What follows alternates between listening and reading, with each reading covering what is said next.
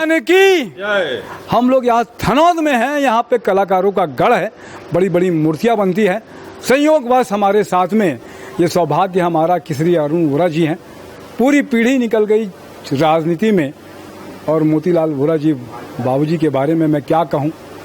उनसे साक्षात दर्शन भी हुए, बहुत बार उनसे बातचीत भी हुए।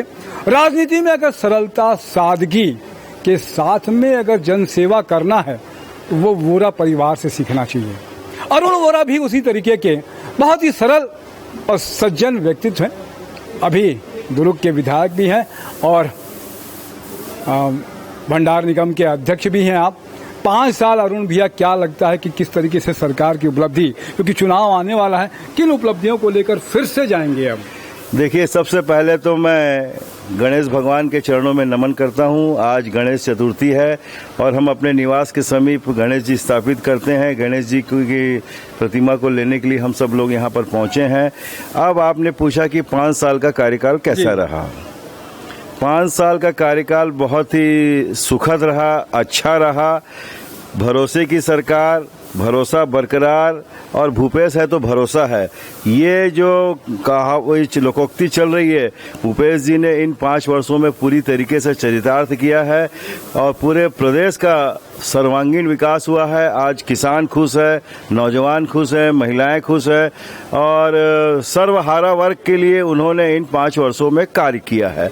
तो मैं ये विश्वास से कह सकता हूं कि अगली सरकार भी कांग्रेस की सरकार बनेगी, भूपेश बघेल के नेतृत्व में बनेगी और राहुल गांधी जी का, सोनिया गांधी जी का और हमारे राष्ट्रीय कांग्रेस के अध्यक्ष जी का सबका आशीर्वाद हम लोगों को प्राप्त है। प्रियंका जी का आशीर्वाद है। प्रियंका जी अभी 21 सितंबर को यहाँ आ रही है। पूरे छत्तीसगढ़ वासियों को उनका सानिध्य मिलेगा, उनसे प्रेरणा मिलेगी और निश्चित रूप से हम लोग चुनाव में जुट जाएंगे। रही बात दुर्ग विधानसभा क्षेत्र की, जहाँ का मैं नेतृत्व करता हूँ और हमारे बाबूजी मोतीलाल वोरा जी ने लगभग 1972 से 1992 तक नेतृत्व किया और सभी पदों पर पहुँचे।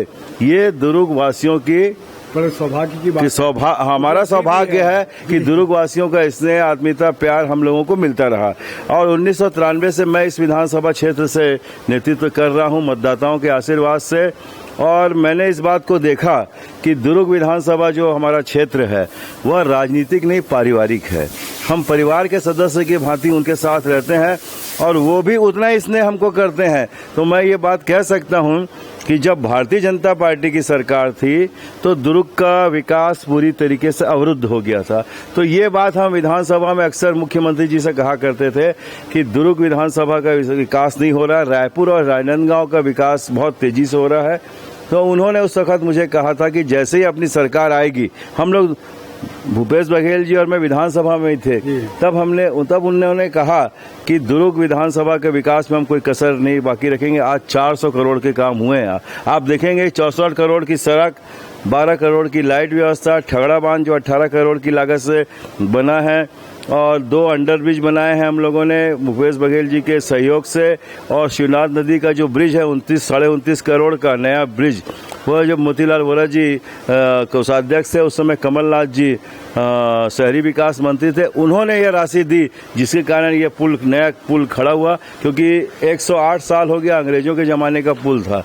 तो उसके कारण अब आप देख रहे हैं कि दुर्ग में सड़कों का चौड़ीकरण हो गया, सड़कों के डामरीकरण हो गया, दुर्ग का सौंदर्यीकरण हो रहा है। और यहाँ पर आत्मानंद स्कूल खुली है। आत्मानंद स्कूल में हमारे बच्चे इंग्लिश पढ़ाई कर रहे हैं, जो गरीब बच्चे अंग्रेजी पढ़ नहीं सकते थे। अब बहुत से ऐसे कार्य हुए हैं, मैं गिनाऊंगा तो काफी लंबा समय लगेगा, लेकिन दुर्ग का विकास, चौतरफा विकास हुआ है। और भारतीय जनता पार्टी ने अपने कार्यकाल में 15 साल तक कुछ भी कार्य नहीं किया। इसका प्रमाण है कि दुर्ग में आज बदलता हुआ दुर्ग दिखलाई दे रहा है। बहुत अच्छी बात है। अब अरुण भैया, एक अच्छी बात कही कि आपने परिवार मानता है, पूरा परिवार मतदाता को मतदाता की दृष्टि से नहीं देखते हैं। और ये मुझे लगता है राजनीति की बड़ी खूबी है कि कहते हैं कि अगर लोगों के बीच में जाके तो ये और भी कुछ लगता है कि एक बड़ा कारण की जो सफलता का आपको परिवार का? देखिए, हाँ, सफलता का कारण मैं आपको बताऊंगा कि लंबे समय तक हमारे बाबूजी ने इस क्षेत्र का नेतृत्व किया। वो पार्षद से अपने जीवन राजनीतिक यात्रा चालू की। उसके पहले पत्रकार थे, पत्रकार के बाद पार्षद बने, विधायक बने, उसके बाद मध्य प्रदेश राज्य परिवहन के उपाध्यक्ष बने, मध्य प्रदेश के शिक्षा मंत्री बने, 4 विभाग के मंत्रियों का दायित्व उनको मिला, प्रदेश कांग्रेस कमेटी के अध्यक्ष बने, राजीव गांधी जी ने उन्हें बनाया, इंदिरा गांधी जी ने बनाया, उसके बाद मुख्यमंत्री राजीव गांधी जी ने बनाया और केंद्रीय मंत्री भी राजीव गांधी जी के मंत्रिमंडल में रहे, कोषाध्यक्ष सोनिया गांधी जी के साथ रहे। तो एक लंबा समय उन्होंने, और एक साधारण ढंग से, कभी भी ऐसा नहीं लगता था कि बाबूजी इतने बड़े पद में है। वो जमीन से जुड़े रहे और एक साधारण इंसान की भांति उन्होंने कार्य किया।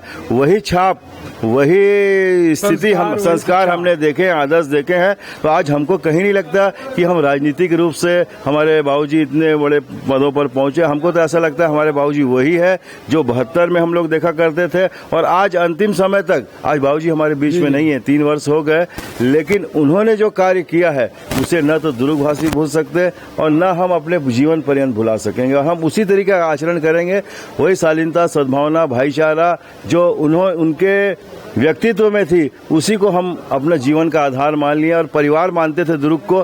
दुर्ग में आप देखेंगे कि चाहे वो किसी भी पद में रहे हों, चाहे वो मुख्यमंत्री रहे हों, केंद्रीय मंत्री रहे हों, राज्यपाल रहे हों, राष्ट्रीय कोषाध्यक्ष रहे हों, हर हफ्ता दुर्ग आते थे और दुर्ग को भूलते नहीं थे। दुर्ग के हर लोगों से ऐसे मुलाकात करते थे जैसे कि आप सोच नहीं सकते कि एक परिवार का मुखिया उनसे मिल रहा है, और उनके सुख दुख सब में सहभागी बनते थे। बहुत अच्छी बात है, दुख सुख में जनता का जो साथ दे, ये एक बड़ी राजनीति की खूबी होती है और अभी कम देखने के लिए मिलती है, लेकिन ये परिवार में है। अरुण भैया, आपने समय दिया, और थनौद में जहाँ पे कलाकारों का गढ़ है, खुद अरुण भैया यहाँ पर आए हुए हैं उत्साहवर्धन के लिए भी। राधे मोहन यहाँ के बड़े जो है मूर्तिकार हैं, उनके यहाँ एक मूर्ति बन रही है जिसे लेने के लिए आप आए हुए हैं। मेरे साथ में नरेंद्र ठाकुर भी हैं, उनका भी धन्यवाद। बोलिए छत्तीसगढ़ मातारी की जय, गणेश भगवान की जय, लंबोदर महाराज की जय।